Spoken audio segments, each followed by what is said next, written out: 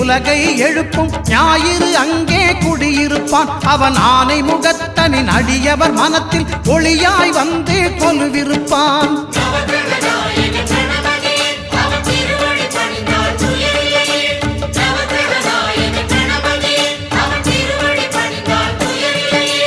ஒன்பது கோளும் ஒன்றாய் காண அங்கு கற்பகம் என்னும் கடவுளின் மெய்யில்